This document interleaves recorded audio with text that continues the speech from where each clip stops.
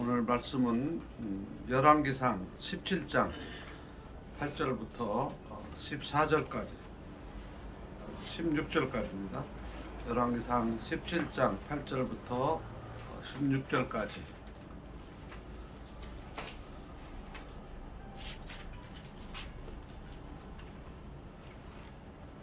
우리 다 찾으셨으면 저 한 절씩 교독하겠습니다. 8절 제가 읽습니다. 여호와의 말씀이 엘리야에게 임하여 이르시되 너는 일어나 시돈에 속한 사르밧으로 가서 거기 머물라. 내가 그곳 과부에게 명령하여 내게 음식을 주게 하였느니라. 그가 일어나 사르밧으로 가서 성문에 이를 때 한 과부가 그곳에서 나뭇가지를 줍는지라. 이에 불러 이르되 청하건대 그릇에 물을 조금 가져다가 내가 마시게 하라. 그가 가지러 갈 때에 엘리야가 그를 불러 이르되 청하건대 내 손에 떡한 조각을 내게로 가져오라.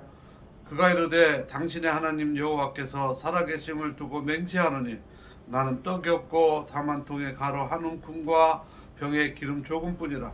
내가 나뭇가지 들을 주어다가 나와 내 아들을 위하여 음식을 만들어 먹고 그 후에는 죽으리라. 엘리야가 그에게 이르되 두려워하지 말고 가서 내 말대로 하려니와 먼저 그것으로 나를 위하여 내게로 가져오고 그 후에 너와 내 아들을 위하여 만들라. 이스라엘의 하나님 여호와의 말씀이 나 여호와가 비를 그 지면에 내리는 날까지 그 통에 가루가 떨어지지 아니하고 그 병에 기름이 없어지지 아니하리라 하셨느니라. 그가 가서 엘리야의 말대로 하였더니 그와 엘리야와 그의 식구가 여러 날 먹었으나 16절 같이 읽습니다. 여호와께서 엘리야를 통하여 하신 말씀과 같이 그 통에 가루가 떨어지지 아니하고 병에 기름이 없어지지 아니하니라. 아멘. 설 잘 보내셨습니까? 네. 오늘 이 말씀을 통해서 주시고자 하는 하나님의 말씀 제목은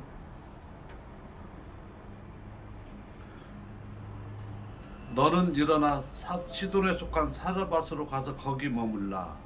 오늘 말씀은 너는 일어나 시돈에 속한 사르밧으로 가서 거기 머물라. 오늘 말씀의 제목입니다. 오늘 우리가 이 말씀은 우리가 잘 아는 내용이죠.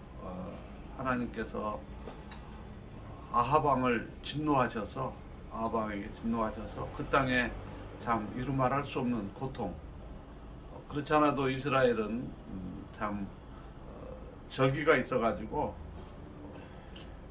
오기와 건기가 있는데 이 건기가 계속되면 살 수가 없어요. 그런 곳인데 오늘 보면 상당히 오랜 기간 동안 3년이 넘는 동안 지금 이제 가뭄이 오는 거예요.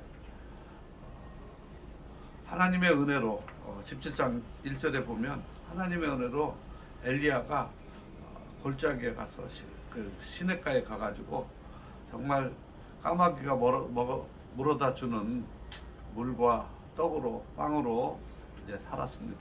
참 까마귀가 얼마나 큰 것을 갖고 왔는지 모르지만 우리가 볼 때는 참 그게 참 우리가 이 성경적으로 한 구절만 볼 때는 대단한 것 같지만 실제로 그 엘리야 당사자 입장에서는 참 답답했을 거예요. 까마귀가 갖다 주는 것들이 음식이 참 얼마나 그럼에도 불구하고 아마 이 기간이 하나님께서 엘리야를 훈련시킨 기간이 아니었을까, 하나님의 어떤 분이실까 알게 하는 기간이 아니었을까 생각합니다. 오늘 말씀을 제가 준비하면서 느낀 것은 참 이 피폐한 저에게 참 힘든 것은 교회 건축이라고 하는 큰 것도 아닌 작은 거지만 이제 뭐 어느 정도 큰 줄기는 저희가 준비했다고 하지만 안에 들어갈 것들이 이제 큰 대형 화면 TV도 필요하고 이제 방송 장비도 필요하고 음향 시설도 필요하고 의자도 필요하고 에어컨도 필요하고 여러 가지들 필요하죠. 그럼에도 불구하고 제가 한국 상황을 잘 아는데 가봐야 어디 가서 모금할 데도 없고 강단을 세워주지도 않는데 하나님이 가라는 거예요. 오늘 그 엘리야를 사르밧 과부에게 그곳에 가서 머물라 하는 것과 같은 심정이 아니었을까. 그러니까 엘리야가 하나님의 명령을 받고 그곳에 가보니까 상황이 어땠습니까? 참 한심하죠. 뭐 큰 부자에게, 예? 그리고 재력가에게, 권력 있는 사람한테 하나님이 보내주신 것이 아니다는 사실인 거예요. 이게 오늘날 우리 사역자들에게, 성도들에게 딜레마예요. 우리가 예수 믿으면 건강하고 잘 살줄, 남들보다 잘 살고 좋을 줄 알았는데 현실적인 상황은 여전히 녹록치 않은 거예요. 그럼에도 불구하고 하나님은 우리에게 명령하십니다. 그러면 우리는 어떻게 해야 될 것인가? 하나님, 가봤는데요. 지금 이 사르밧 과부가 어떻습니까? 참 얼마나 한심합니까?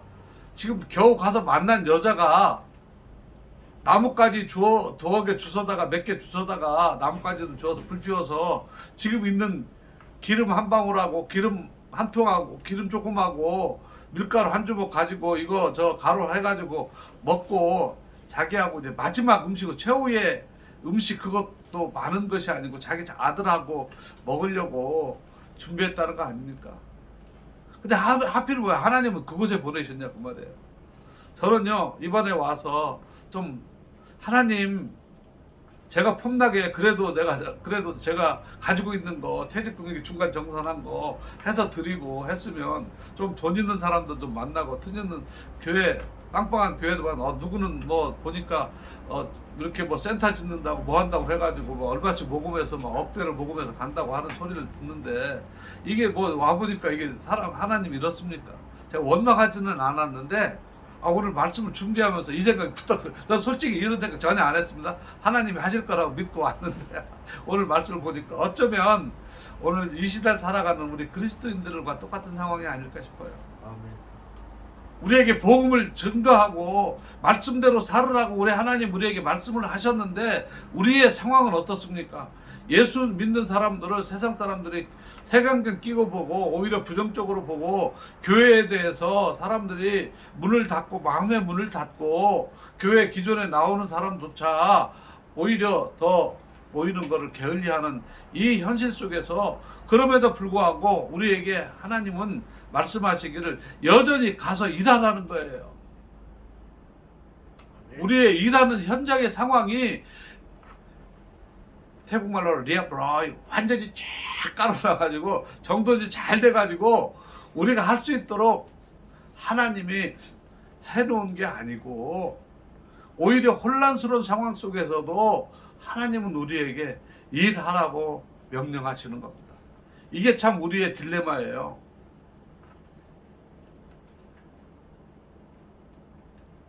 우리에게 일하라고 했으면 요즘으로 말하면 좋은 차도 주고, 예? 누구처럼 법인 카드는 아닐망정 어느 정도 쓸 수 있을 만큼 카드도 주고 재원 돈도 좀 주고 좋은 사람도 만나서 일도 착착착착 해결될 수 있도록 해준다고 우리가 생각할 거 아닙니까?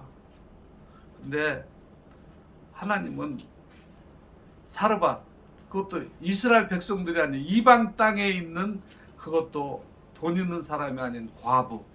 성경의 과부, 구약시대의 과부는요 힘없고 백없고 돈 없는 사람의 상징이에요. 근데 그곳에 가서 네가 있는 거 좀 같이 보태주면서 같이 살아라가 아니고 거기 가서 오히려 거기 가서 달라고 그래서 같이 먹고 살아라. 참 답답한 얘기죠. 우리의 사역의 현장입니다.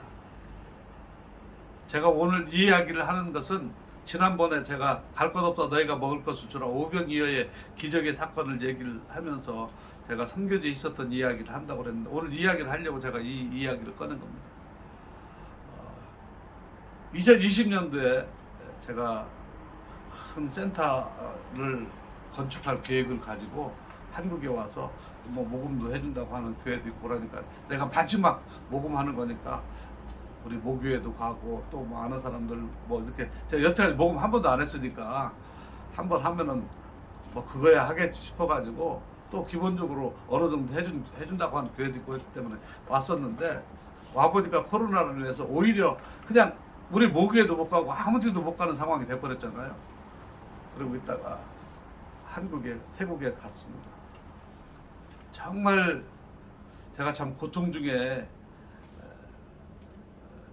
한국에 있는 동안 정말 마음도 편하지 않고 힘들게 있다가 비자가 이제 겨우 열려서 갔는데 가서 사역을 하면서 정말 기도하는 가운데 하나님, 근데 상황이요, 가서 사역한다고 딱 벌어지니까 가니까 선교비가 50%가 팍 줄어버린 거예요. 난감하더라고요. 오히려 더 이게 더 보태가지고 또 해도 부족하고, 그래서 일단 건축하는 거는 딱 마음에 접고요. 일단 사역을 잘 추스려야 되겠다 싶은 생각을 하면서 사역을 하고 있습니다. 그런데 이제 어느 정도 정상화돼가지고 사람들이 이제 모여서 예배를 드려보니까 그나마 몇십 명 모이던 거 반 이상이 팍 줄어가지고요. 예배를 드리고 나서 제가 얼마나 낙심이 되던지 제가 그날 밤에 하나님 앞에 기도했습니다. 하나님, 저희 가정이 그동안 안식년도 안 하고 20년 넘게 충성해가지고 겨우 이만큼, 이거 진짜 참 어렵게 붙여가지고 이만큼 왔는데 다시 코로나로 인해서 한 방에 팍 가가지고 이것밖에 안 남았다고 생각하니까 하나님 정말 참 너무하십니다. 낙심이 돼가지고요. 기도가 안 나오더라고요. 그리고 나서 그 다음 날인가 하여튼 뭐 오래 가지 않았어요. 제가 또 그래도 기도를 계속 하니까 기도하는 중에 제 마음속에 야, 그래도 다 안 없어지고 그만큼 남은 게 어디냐 이 생각이 드는 거예요. 그래서 제가 마음을 붙여보고 하나님 감사합니다. 그렇군요. 교회 문 닫은 데도 있다는데 한국 교회도 그러고요. 근데 우리는 문 닫지는 않고 그래도 그만큼이라도 있고, 저 사람들은 오히려 이 기간을 통해서 믿음이 단단해졌다고 생각하니까 너무 감사한 거예요. 내가 처음에는 굉장히 꿈을 갖고 선교지를 갔는데 가보니까 태국 상황이 너무 힘든 거예요. 이래서 태국은 선교사들의 무덤이라고 하는구나. 선교가 정말 안 됩니다. 그 사람들의 언어, 문자, 생활 모든 분야에 있어서 철저하게 귀신 섬기는데 몰두해 있는 그 나라. 정말 태국 사람들은 저주받은 백성들 같았어요. 마음이 안 여는 거예요.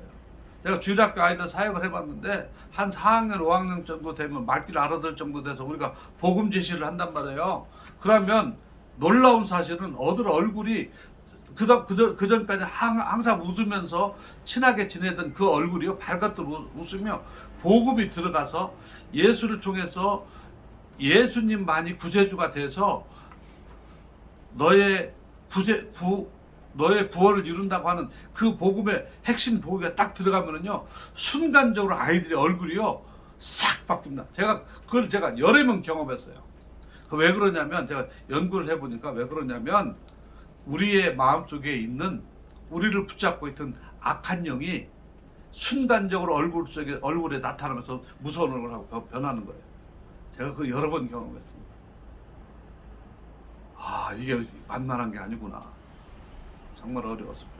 그래서 저희들이 사역을 하면서 정말 내가 언젠가는 선교지 죽던지 이제 선교지를 떠나올 때에 내가 복음을 전했던 사람들 가운데 우리처럼 복음에 대한 순수한 이해를 통해서 자원해서 복음을 위해서 일할 수 있는 사람들이 한 사람이라도 몇 사람이라도 있으면 좋겠다, 그런 마음이 제가 가졌던 적이 있었거든요. 근데 어느 사이에 성도들이 많이 좀 생겼다고 그 마음 잊어버리고, 그래서 몇 가정이 이래도 있어서 지금 오히려 든든히 선 가정들이 있는데, 없는 것만 보고 잃어버린 것만 보고 낙심했던 제 자식이 너무 부끄러웠어요. 제가 그래서 하나님 잘못했습니다. 이 사람들 붙잡고 정말 이 사람들이 이 사람들 진짜니까 이제는 이 사람들이 정말 우리 없어도 복음을 위해서 일할 수 있는 사람들이 생겼다는 사실이 난 너무너무 기쁜 거예요. 그런데 없는 거 보면서 낙심한 자신이 이게 마귀가 주는 생각이구나. 제가 하나님 회개했습니다. 그리고 나서 사역을 하는데요. 어느 날 우리 시골에 전도사가 전화가 왔어요. 우리 뭐 기도편지 보신 분들 알지만 전화가 왔는데 목사님 다음 주에는 예배를 못 드리게 생겼어요. 기도해 주세요. 그래서 이 친구가 참 전화 잘 안 하는 사람인데 그래 왜 그러냐 그랬더니 우리 시골에 뽕두교회인데 우리가 전도하는 마을에 코로나 확진자가 생겨가지고 그 마을이 폐쇄됐다는 거예요. 그래서 그쪽에서도 몇 가정 몇 명 오는데 그래서 그쪽 지역에 대해서 시골이니까 아주 정부에서 그냥 딱딱딱 막아버리는 거예요. 그래서 학교에서도 그 수업을 못 하고 그래 우리 교회도 예배를 드리기 어려워졌습니다. 기도해 주세요. 그래서 그래 알았다 기도하자. 그리고 나서 전화를 끊은 제 순간 생각이 이번 기회 전도의 기회를 삼아야 되겠다 싶은 생각이 들었어요. 그래가지고 다시 전화했습니다. 제가 그곳에 우리 교회 나오는 가정이 몇 가정이나 되냐. 그리고 혹시 이제 그 몇몇 가정이 나오는 줄 제가 알았거든요. 그러니까 혹시 한 번이라도 나온 가정들 그걸 끈앞풀이 돼가지고 좀 전도하려고. 그래서 몇 가정 된다고 하길래 제가 가지고 있는 돈 얼마 안 되죠. 이제 생활비 쓰는 돈 다 모아가지고 너 얼마 있냐 돈 없다는 거예요. 그래서 있는 돈 보내가지고 제가 돈을 보내면서 이걸로 그 사람들 먹을 것 좀 사서 보내줘라. 거기 못 들어갔는데 그래도 담당자가 있을 거야. 그 마을 밑에는 거야. 마을 대표가 그쪽에 담당자가 입구에다 오면은 저 물건 갖다 주고 들어가고 폐쇄가 됐어도 그렇게 한다고 그래서 그렇게 해주라고 쌀하고 돼지고기하고 달걀하고 뭐 식용유하고 이렇게 좀 사서 좀 나눠줘라 우리 그렇게 하고서는 제가 너무 마음이 아파가지고 제가 기도편지로 이제 카톡으로 이제 기도편지 요즘에는 그래서 이제 몇몇 분들한테 기도를 해달라고 보냈습니다. 참 이런 상황인데 정말 기도해달라고 그때는 그랬더니 놀라운 사실은 그것으로 인해서 사람들이 금방 반응이 온 거예요. 목사님 그 지역을 좀 돕고 싶습니다. 계좌번호 좀 주세요. 해가지고 여기저기서 오기 시작해가지고요. 그 안교회는 그쪽 그 마을이 몇 가정이나 되지요. 그래 처음에 저는 160가정 한 80가정 정도 되더라고요. 나중에 알고 보니까 한 200가정 정도 되더라고요. 근데 처음에 그 정도만 세워가지고 예산을 세워서 보냈는데 자기들이 좀 모자라지만 자기들 최선을 다해서 한 200만 원 보내줄 테니까 좀 일 좀 해보라고. 그렇게 해가지고 일을 하면서 여기저기 온 돈 보내가지고 오히려 그쪽 지역에 있는 그 마을에 있는 사람들 전 가정에게 쌀 5kg, 돼지고기 2kg, 달걀 한 판, 뭐 라면, 뭐 이렇게 식용유 해가지고 구호품을 제가 과거에 그 물난리 났을 때 한번 해본 적이 있거든요. 구호품을 만들어 거기다 스티커, 우리 교회 스티커, 그 시골 교회 그 뽕두교회 스티커하고 예수 이렇게 해가지고 이제 나눠주라고 해서 나눠줬어요. 근데 계속 돈이 들어가지고 한 번뿐만이 아니라 그 뒤에 또 나눠줄 수 있을 정도로 하나님 넘치는 은혜 주시는 것을 봤습니다.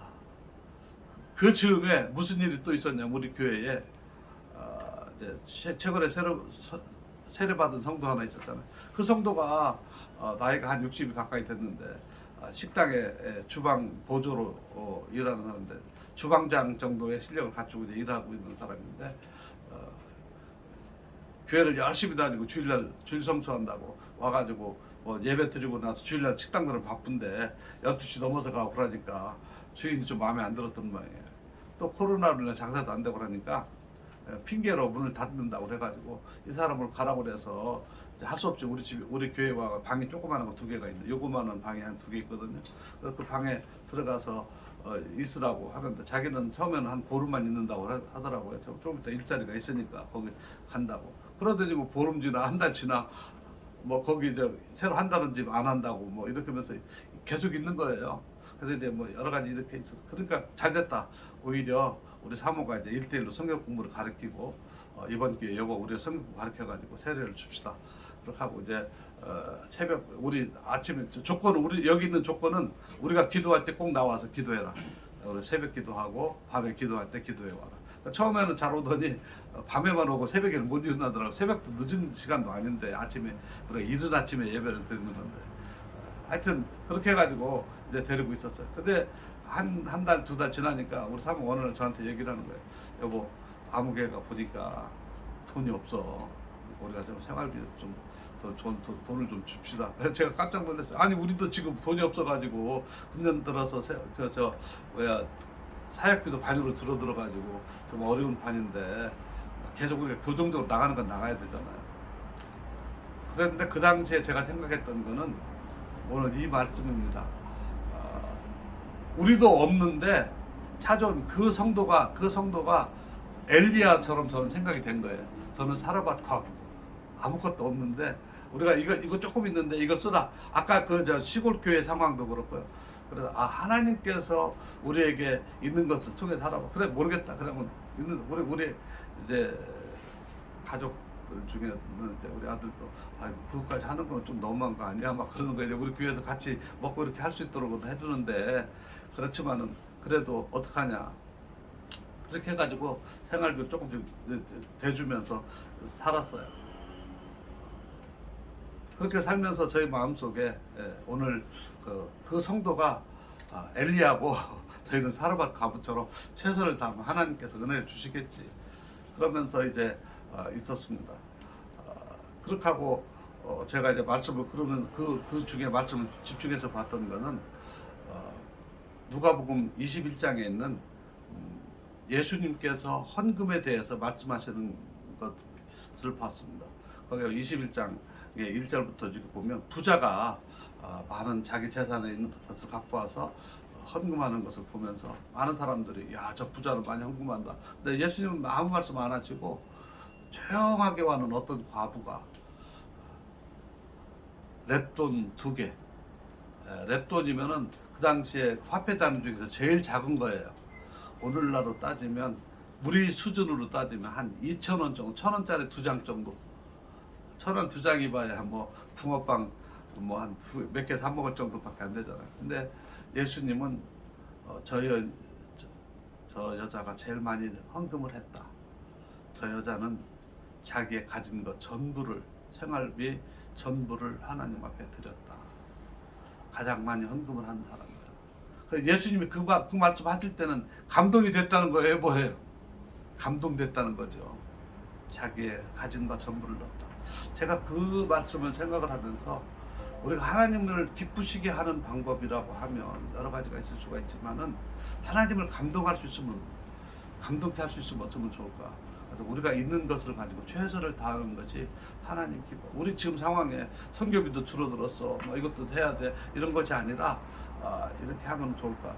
그러는 상황 속에서 이제 뭐 시골에 하는 거는 이제 뭐 굳이 하는 거는 이제 오히려 더 풍성하게 이렇게 됐죠. 그걸 체험하고 있던 차에 저희가 이제 건축은 이제 말도 못 꺼내고 있었는데 지금 한 요만한 공간을 이거보다 좀 더 큰 공간을 우리가 조금 막아가지고 이제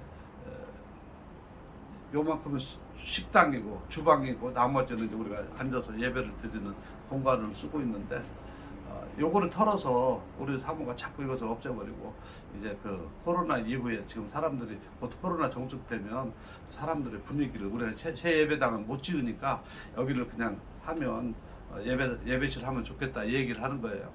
그래서 뭐 그것도 괜찮겠다 싶어서 하자고 하면서 예산을 잡고 이걸 이제 저쪽 처마 밑으로 더 부엌을 달아내고 그러면 좀 쓰기에는 불편하기는 하지만 그래도 예배실 좀 넓어지고 그러니까 우리가 예배당을 못 짓는 대체로 새로운 분위기를 하면 좋겠다 싶어서 뭐 예산도 전문 업자를 불러가지고 예산도 세워보고 그러는 가운데 있는데 제 마음속에 기도하는 가운데 이걸 없애면 아무리 잘해도 원래처럼 깔끔하게 안 되잖아요. 그 부분이 마음에 늘 걸리는 거예요. 그러던 중에 우리 열심히 있는 그 집사님 이번에 코로나 걸려가지고 이제 좀 이따 제가 얘기하겠지만 우리 교회에 아주 열심히 특심이 생긴 그 코로나 그 과정을 통해서 아주 열심히 생긴 진짜 열심히 생긴 집사님 가정이 하나 생겼어요.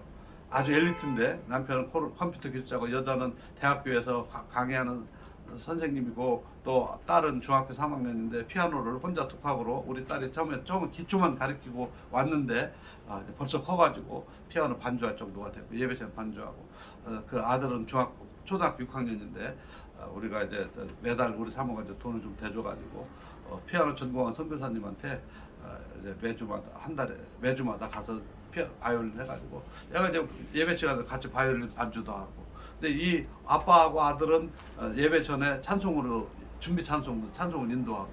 그러니까 이 가족이 아주 충성스러운 가정에 이 남편 집사님은 찬송도 인도하지만은 예배 시간에 저희 성경 기적 자막으로 이렇게 띄워주기도 하고 주보도 만들고 아주 기술자인데.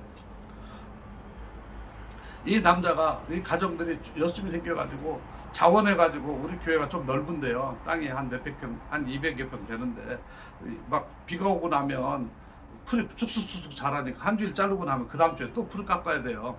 그런데 풀을 막 깎는데 자기가 자원해서 깎는데 저쪽에 이 뒤편에 교회 뒤편에 이제 좀 야자나무 있는 그 한쪽 편에 이 홀만한 공간이 있는데 이 전체 이거만한 공간이 있는데 거기에 풀을 깎다 보니까 뱀이 나온다는 거예요.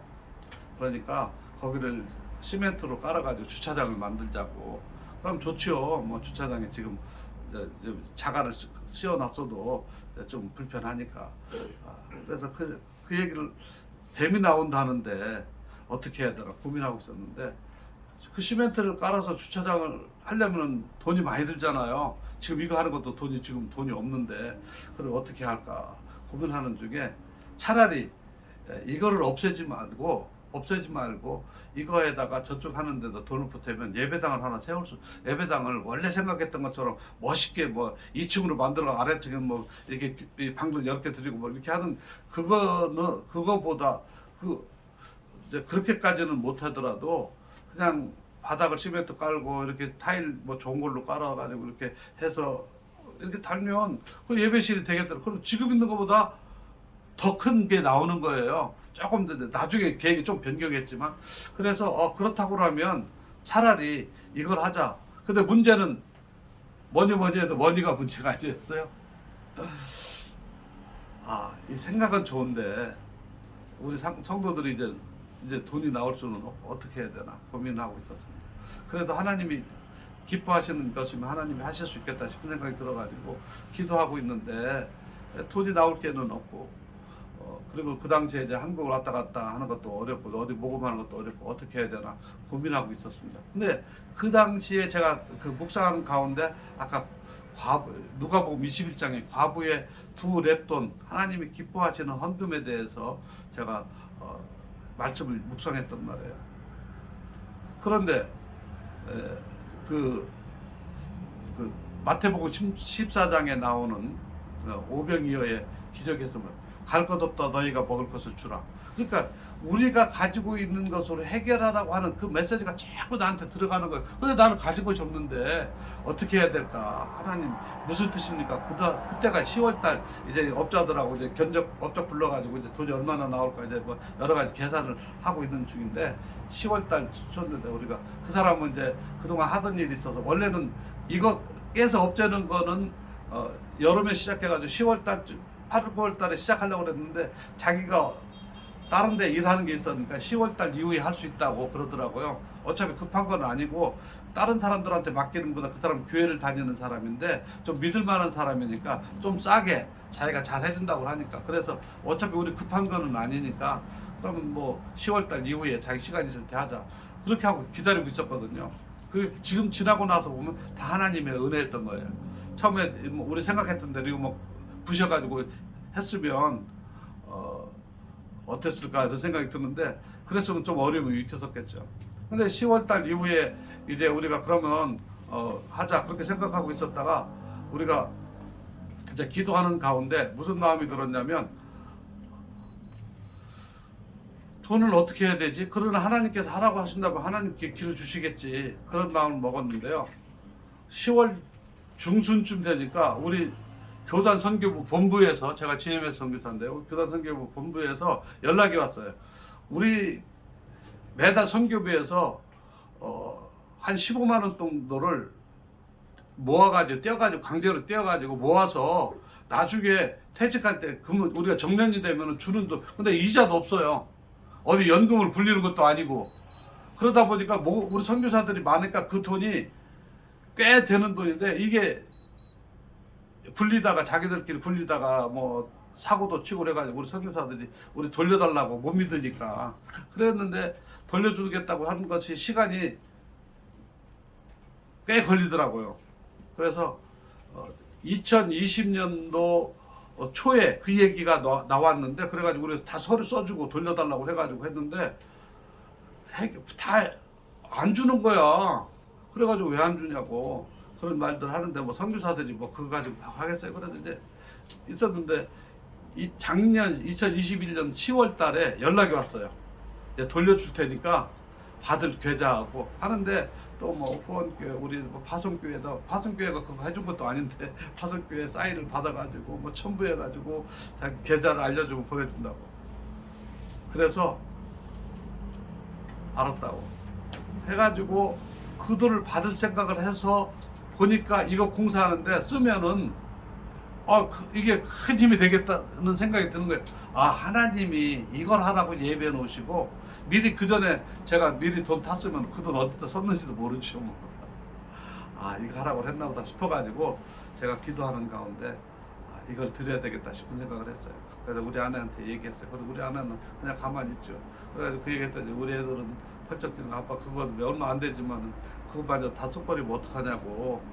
노후 자금인데 얼마 안 되지만은 그래서 제가 그래도 제가 그런 생각이 들었어요. 남들한테 일반 교회들하고 성도들한테 다니면서 우리가 하나님의 성전을 지어서 하나님의 헌금에서 바쳐서 지으면 복된다고 하면서 우리에게 얼마나 좋은 기회가 왔냐.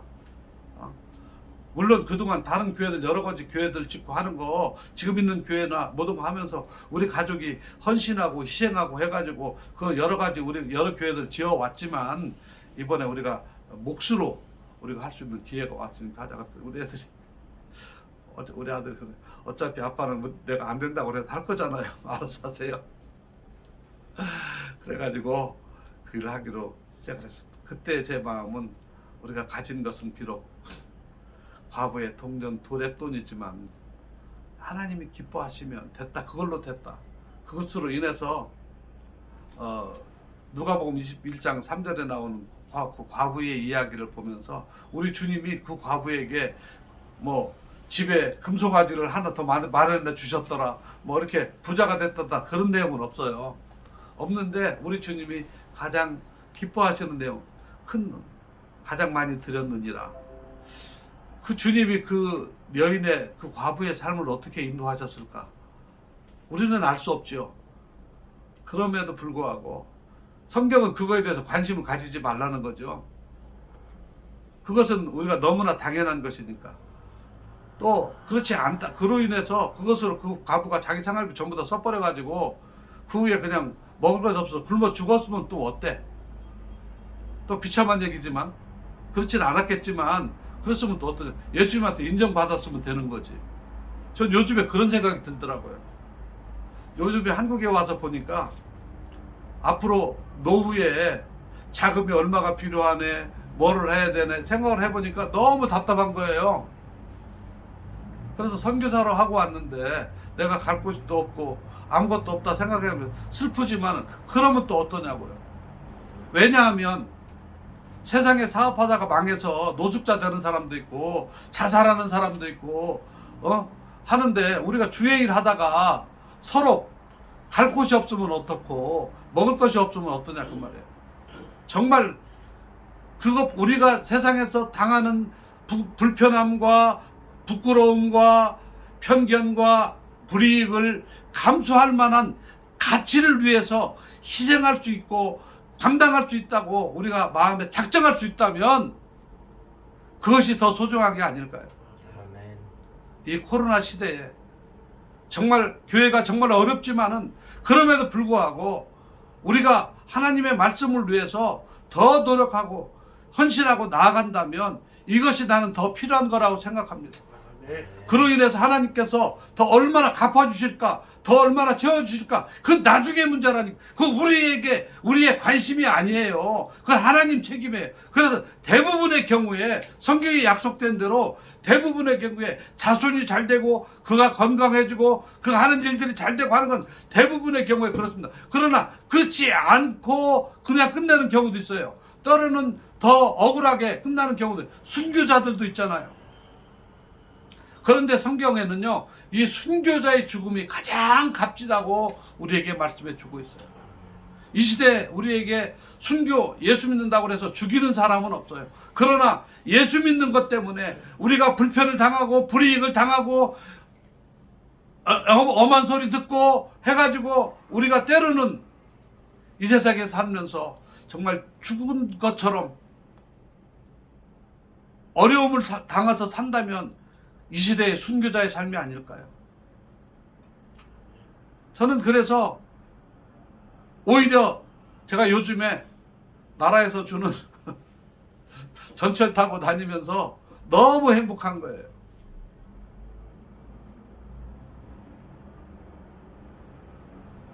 하나님께서 이대로 끝나지 않고 저에게 많은 것을 주시라고 저는 확신하지만, 또 그렇지 않는다 할지라도, 그리 아니한다 할지라도 저는 부끄럽지 않아요. 저는 억울하지 않아요. 저는 하나님을 원망하지 않습니다. 왜냐하면요, 우리가 군인들 보잖아요. 군인들, 정부에 의해서 특별히 선출된 특공대원들, 특전사원들, UDT나 그런 특별한 그 군인들은 돈으로 계산할 수 없는 엄청난 어려움을 가지고 희생을 담당했다고 해서 나라에서 훈장 한 번 주면 끝이에요. 그러나 그 사람들이 그걸 부끄럽게 생각하지 않잖아요. 자랑스럽게 생각하죠. 이 시대에 살아가는 그리스도인들이, 선교사들이, 주의 종들이 저는 그렇게 살아야 된다고 생각합니다. 주님을 위해서 우리가 특별히 선발된 특공대잖아요. 특공대는 많은 돈, 좋은 차, 좋은 집, 좋은 위치를 보장받는 게 아니에요. 나라를 위해서 특별한 임무를 맡아서 일할 수 있는 것 자체가 영광스럽고 자기는 너무너무 자랑스럽기 때문에 그 일의 기쁨으로 감당하는 거예요. 난 이 시대를 살아가는 그리스도인들이 이렇게 살았으면 좋겠어요. 저는 그 성도가 저희 집에 왔을 때 그런 마음을 가지고 제가 섬겼더니 하나님 은혜 주시고요. 아까 그렇게 충성했던 그 가정이요, 우리가 열심히 기도했는데 여기서도 기도하고 태국 가서도 기도하면서 내가 늘 자랑하기를, 내가 늘 기도하니까 우리 주님이 우리 성도들의 문에 또는 이마에 문석주의 어린 양의 피를 발라가지고 이 코로나의 이 재앙이 물러가게 해달라고 기도를 했는데, 그래서 우리 가정, 우리 성도들과 우리 지방에 있는 교회들, 우리 성도들 코로나에 안 걸린다고 제가 자랑을 했었거든요. 근데 이 가정이 걸렸잖아. 우리 교회가 이제 건축한다고 선언했는데, 제가 그때 딱 느낀 거는 우리가 하는 일이 올바르기 때문에 마귀가 역사한다 제가 생각했어요. 그러나 이것을 제가 설명할 수가 없잖아요. 그래서 이 성도에게 제가 전화했어요. 나한테 전화 왔는데, 낙심해가 전화 왔는데, 걱정하지 마라. 하나님 뜻, 솔직히 나도 이해가 안 된다. 너네들처럼 이렇게 충성하는 가정이 이런 일을 겪으니까 나도 이해가 안 된다. 그러나 나는 목사니까 성경에 있는 대로 가르치면, 성경에 있는 내용에는 우리가 낙심할 게 아니다. 하나님께서 분명히 좋은 길 예배해 놓으셨다. 우리가 낙심하지 말고 나아가자. 제가 그랬어요. 그렇게 기도했습니다. 그때 아멘 하더라고요. 그랬는데 하나님께서 어떻게 하셨냐면 곧 그 사람들이 병을 낫게 했어요. 병을 낫게 했는데요, 그냥 감기 증세로 가볍게 나왔는데 코로나 걸렸다고 하는 확인서가 있어요. 근데 직장에도 가고 아이들 학교도 보내야 되는 코로나 검사 확인서를 받아가지고 이 사람들이 그래도 코로나 보험을 들어놨어요. 태국 코로나 보험 있어요. 그래가지고 일반 사람들은 돈이 없으니까 못 들었는데, 이 사람들은 그래도 좀 깨어있는 사람들이니까 코로나 보험을 들었거든요. 근데 이게 하나님의 은혜인 거예요. 코로나 보험이 나왔다는 거 아닙니까? 왜 하나님 은혜냐면요, 코로나 보험이 갑자기 태국 사람들 코로나 보험이 그래 좀 들었는데 코로나 보험 환자들이 확 늘어나가지고 보험회사가 다 망했어요. 그 사람들 돈 다 못 주고. 그래서 많은 사람들이 돈을 못 받아가지고 정부에다 막 민원 넣고 막 난리가 났잖아요. 그래서 정부에서 보험회사들한테 너네 망했어도 줘 해가지고 이제 주라고 해가지고 지금 이제 막 주기 시작했는데 이 사람들이 걸린 거야. 그러니까 앞에 소송 걸린 사람들은 아직 못 받고 있어. 근데 이 사람들은 이제 딱 좋아해가지고 다시 개시할 때 이 사람들이 딱 받은 거예요. 얼마나 감사해. 이 사람들이 받아가지고 하나님의 은혜 감사해서. 왜냐하면 그 여집사가 우리 사모한테 늘 그냥 딸처럼 성경 공부하면서 늘 아쉬운 마음은 사모님 우리가 참 이거 우리 한 달 부부가 월급 받아가지고 이것도 하고 이것도 하다 보니까 우리가 지금 교회 건축한다는데 헌금을 드리고 싶은데 많이 못 드려서 죄송해요. 연초에 조금 드렸거든요. 마음이 아파요. 우리가 드리고 싶어요. 막 울먹울먹 갔다는 거예요. 우리 사모가 울면서 기도해줬대. 걱정하지 마라. 하나님이 예배를 오셨다. 그 당시에 기도했대요. 우리가 많이 드리고 싶어요. 근데 우리가 돈이 없어요. 하나님 네 마음 그거 받았다. 그랬는데 그 부부가 그런 마음이거든요. 집을 팔아서라도 드리고 싶은데 집이 안 팔리고 먼저 할부금도 해야 되니까 뭐 그런 태국은 뭐 한 30년 40년씩 이렇게 집을 이렇게 주거든요. 그런 마음을 가지고 있었는데 그 마음을 우리 주님이 보시고 코로나 걸리게 하셔가지고 코로나 그냥 간단하게 감기처럼 독감처럼 그냥 쭉 지나가고 보험금 타가지고 이 사람들이 그냥 즉각 자기들 뛸 거 다 뛰고 그냥 즉각 감사원금 건축원금 딱 내가지고 우리 성도들이요 깜짝 놀랐죠.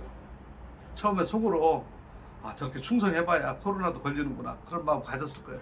그런데 역시 충성하니까 하나님께서 코로나 걸려서라도 헌금하게 하는구나. 할렐루야 하나님 살아계신다. 거풀 풀어 짜오 하면서 얼마나 감사했는지 몰라요. 저는요 그분들이 헌금했다는 것보다도 그것으로 인해서 그 가정에 본인들의 체험적인 신앙이 되었고 우리 성도들에게 귀감이 됐다는 거예요. 봐라 하나님 앞에 충성했더니 하나님께서 이렇게도 하시는구나 라고 우리 성도들에게 체험할 수 있도록 볼 수 있도록 간증거리가 생겼다는 것이 나는 너무너무 저는 교회를 하나 진 것보다 더 감사한 일이라고 생각합니다. 하나님은 살아계십니다. 엘리야를 보내서 사르밧 과부에게 가게 하셨던 그 하나님, 그 엘리야를 통해서 어지러웠던 북이스라엘의 아합 왕 시절에 놀라운 이적을 행하셨던 그 하나님, 오늘도 살아계셔서 엘리야는 지금 하늘에 가 있지만 오늘 이 시대에 저와 여러분들을 통해서 이 시대에 엘리야처럼 사르밧 과부처럼 충성하기를 원하십니다. 아멘. 우리가 그렇게 충성할 때 우리에게 맡겨주신 이 사명 감당할 수 있으리라고 믿습니다. 아멘. 기도하겠습니다. 살아계신 하나님 아버지, 오늘 우리에게 은혜를 베풀어 주셔서 기도할 수 있는 모임을 갖게 하시고 또 하나님의 말씀을 상고할 수 있게 하시니 감사합니다. 수천 년 전에 이스라엘 땅에서 있었던 하나님의 놀라우신 살아계신 역사하심이 오늘 이 혼란과 어지러움 속에 있는 이 땅 위에 우리를 통해서 이 일들 감당하게 하심을 믿습니다. 주여 은혜 베풀어 주시옵소서. 예수님의 이름으로 감사하며 기도드리옵나이다. 아멘. 아멘.